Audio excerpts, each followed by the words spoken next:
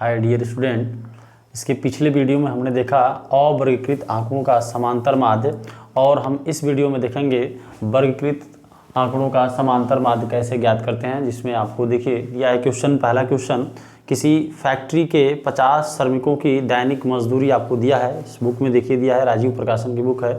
किसी फैक्ट्री के 50 श्रमिकों की दैनिक मजदूरी के निम्नलिखित बंटन पर विचार कीजिए और आपको आंकड़े दिए हुए हैं। यदि एक उपयुक्त विधि का प्रयोग करते हुए इस फैक्ट्री के श्रमिकों का माध्य दैनिक मजदूरी ज्ञात कीजिए। तो चलिए हम देखते हैं इसको कैसे ज्ञात करते हैं। इसमें दिया है आपको क्वेश्चन, दैनिक मजदूरी दिया है, आपको श्रमिकों की संख्या दिया है। तो आप पहले लिख लीजिए इसको, कैसे आपको लिखना है, दैनिक मजदूरी लिख लीजिए आप। और दूसरा कॉलम बना लीजिए श्रमिकों की संख्या, श्रमिकों की ये होगा संख्या, आप इसको बना लीजिए और इसको बोलेंगे बारंबारता। और तीसरा जो सीरीज बनाएंगे, यहाँ पर रेंज लिख लीजिए, आपका कितना दिया है 100 से 120, आपका दिया है 120 से 140, फिर से दिया 140 से 160, 160 से आपका 180, 180 से आपका कितना दिया है 200। ये आपका वर्ग अंतराल दिया है, इतने का वर्ग अंतराल है। 100 निम्न सीमा है, 120 उच्च सीमा है। इन दोनों में भी ध्यान दिया जाता है, उच्च सीमा निम्न सीमा में सम्मिलित होना चाहिए, उच्च सीमा निम्न सीमा में सम्मिलित होना चाहिए। अगर नहीं होता है तो उस तरह के आंकड़ों में आपको 0.5 निम्न सीमा में घटा लीजिए और 0.5 उच्च सीमा में क्या कर लीजिए, बढ़ा लीजिए, और तब उसके बीच में देखिए वर्ग अंतराल आपको पता चल जाएगा। देखिए आपको कहीं पता चलेगा कि 2-2 का गैप है, लेकिन वहाँ पर रहेगा आपको 3-3 का गैप, इसलिए आप उसको बना लेंगे। इसके बाद अगर हम कभी भी वर्गीकृत आंकड़ों का समांतर माध्य ज्ञात करते हैं तो उसके लिए आपको बताया गया है 2 विधियां हैं, आपका कल्पित माध्य विधि या आपको पग विचलन विधि, या आप पहले का भी यूज कर सकते हैं प्रत्यक्ष विधि का। लेकिन आप ध्यान देंगे कि आंकड़ों में संख्याओं का वैल्यू अगर बहुत ही बड़ा हो तो आप पहले विधि को, डायरेक्ट मेथड को न यूज करके सेकंड और थर्ड मेथड का यूज कर सकते हैं। तो चलिए इसमें देखते हैं। तो सबसे पहले हम मध्य बिंदु ज्ञात करते हैं, जिसको हम बोलते हैं कि मध्य बिंदु, और जिसको हम रिप्रेजेंट कर सकते हैं एस से प्रदर्शित कर सकते हैं एक्स से।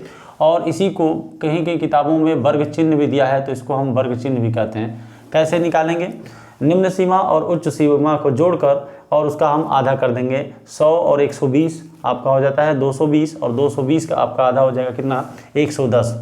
गैप देख लीजिए कितने का है, 100 और 120 में 20 का, और 120 से 140 में 20 का। तो आप 20-20 बढ़ाते जाइए, 110 से 20 का गैप बढ़ाएंगे 130, आपका हो जाएगा 150, यहाँ पर हो जाएगा 170, यहाँ पर हो जाएगा आपका 190। देख लीजिए आप, 100 और 120 का योगफल होता है 220, 220 का आधा कितना हो जाएगा 110। कितने का गैप आपका, 20-20 का अंतराल है, तो 20-20 आप बढ़ाते जाइए, ये आपको मिल गया, एक्स मिल गया। यहाँ पर बारंबारता दिया हुआ है 12 आपका दिया है, 14 आपका दिया है, 8, 6 और कितना दिया है 10।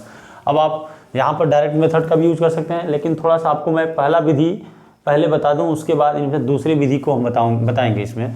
तो आप देखिए, पहला विधि यूज करना चाहते हैं तो आप f का x में डायरेक्ट गुणा कर लीजिए। लेकिन आपको मैं कल्पित माध्य विधि बताता हूं, जिसके लिए आपको सबसे पहले d निकालना है। d को ऐसे ज्ञात करते हैं, x में से a को घटा के ज्ञात करते हैं। लेकिन आप a किसे कहेंगे, कल्पित माध्य। दो मध्य बिंदु जो आता है उसके बीचों बीच वाला वैल्यू जो होता है उसको मान लीजिए आप कल्पित माध्य। कोई ज़रूरी नहीं है कि आप बीचों बीच माने, कल्पना कर लीजिए इसके बीच का किसी भी वैल्यू को, उसको हम बोलते हैं कल्पित माध्य। इसलिए कल्पना कर सकते हैं आप बीचों बीच के किसी वैल्यू को, a मान लेते हैं कल्पित माध्य। अब आप क्या करेंगे, d आपको ज्ञात करना है, तो आपको x वाले वैल्यू में से a वाला वैल्यू घटाना पड़ेगा। 110 से 150 घटाएंगे तो आपका माइनस में आपका हो जाएगा 40, 130 से 150 घटाएंगे तो हो जाएगा आपका माइनस में आपका हो जाएगा 20, और 150 से ही 150 को घटाएंगे तो कितना हो जाएगा 0। 170 x की वैल्यू है और 150 a की वैल्यू है, तो 170 से 150 घटाएंगे तो आपका हो जाएगा प्लस में 20, और 190 से 150 घटाएंगे तो आपका हो जाएगा प्लस में 40। आप चाहते हैं और भी छोटा वैल्यू करना चाहते हैं तो आप पग विचलन का यूज़ कर लीजिए। पग विचलन में क्या होता है, u ज्ञात करना होता है। u कैसे ज्ञात करते हैं, हमेशा d में h से वर्ग अंतराल से भाग देकर ज्ञात कर सकते हैं। वर्ग अंतराल कितने का है, 100 और 120 के बीच में वर्ग अंतराल आपका कितने का है, 20 का है, तो आप 20 से भाग दे सकते हैं। 40 में आप 20 से भाग देंगे तो माइनस में कितना हो जाएगा, 2 हो जाएगा। 40 में 20 में आप 20 से भाग देंगे तो माइनस में 1 हो जाएगा। 0 में आप 20 से भाग देंगे तो आपका 0 हो जाएगा यहाँ पर। और 20 में आप 20 से भाग देंगे +1 हो जाएगा, और 40 में आपको 20 से भाग देंगे तो कितना हो जाएगा +2 हो जाएगा।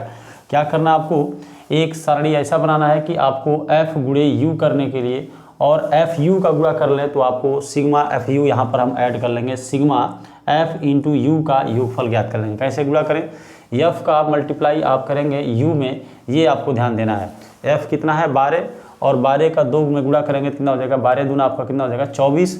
यहाँ पर 14 है, 14 का गुणा -1 में करेंगे तो माइनस में कितना हो जाएगा 14, और यहाँ पर 8 है, 0 में गुणा करेंगे तो कितना हो जाएगा 0।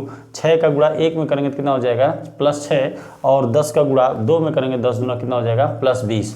आपको प्लस को अलग जोड़ लीजिए, माइनस को अलग जोड़ लीजिए, अधिकतम वैल्यू में से न्यूनतम वैल्यू को घटा लीजिए और चिन्ह अधिकतम का लगा दीजिए। यहाँ पर देख लीजिए 24 और 14 देख लीजिए, 4 4 कितना हो जाएगा 8, और 2 1 कितना हो जाएगा 3 हो जाएगा, माइनस में 38 होगा, और 20 और 6 कितना हो जाएगा प्लस में 26 होगा, घटा लीजिए। 8 से 6 अगर माइनस करेंगे तो आपका हो जाएगा 2, और 3 से 2 माइनस करेंगे तो 1 हो जाएगा, यानी -12 बचेगा। और देख लीजिए माइनस में आपका हो गया 12, और ये आपका हो जाएगा आंसर आपका सिग्मा FU का मान कितना आ गया -12। ये ध्यान दे सकते हैं। इसके बाद क्या करना होता है, बारंबारताओं का योग को हम सिग्मा F से बोलें या N से बोलें, हमने आपको बताया है बारंबारताओं के योग को N से बोलते हैं। और इस N का वैल्यू देख लेते हैं कितना है, ये आपका 2 4 6, 8 से 14, 14 6 20, 20 का आपका हो जाएगा 0।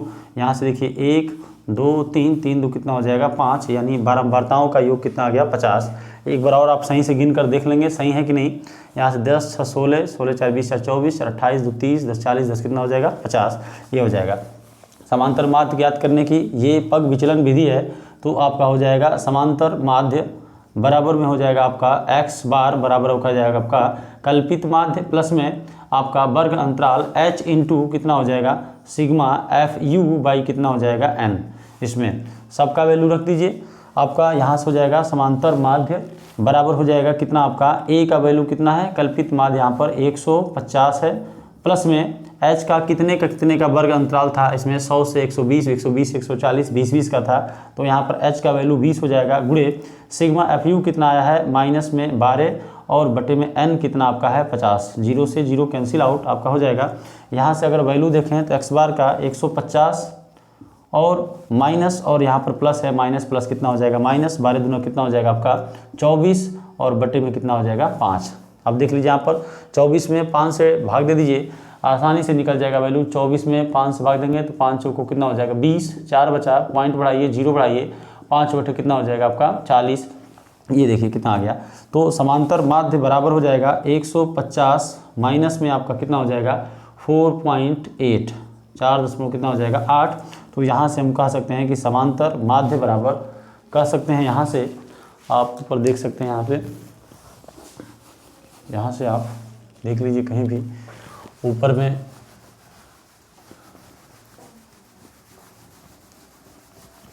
यहाँ से आप देख सकते हैं कि जो समांतर माध्य है वो आ गया आपका 150 माइनस में आपका कितना हो जाएगा, ये आपका 24/5 यानी 4 पॉइंट कितना आ गया है 8 यहाँ से। तो x बार बराबर आपका हो जाएगा बटे में, आपको ये देखिए 150 में से आपका 4.8 को घटा दीजिए तो 150.0, यहाँ पर 4.8 हो जाएगा, तो यहाँ पर कितना हो जाएगा 10 से 8 जाएगा 2 दशमलव, यहाँ देखिए कितना बचा है 9 में से 4 जाएगा आपका कितना होगा 5, और यहाँ पर कितना बचा है 4, यहाँ पर 1 हो जाएगा। तो आपका जो समांतर माध्य आएगा 145.2 आ जाएगा, ये आपका हो जाएगा इस आंकड़े का समांतर माध्य हो जाएगा। ये आपको इस प्रश्न में ज्ञात करना था, इसको ध्यान से आसानी से आप ज्ञात कर सकते हैं। और इसके अगला क्वेश्चन हम देखते हैं क्या दिया है इसमें।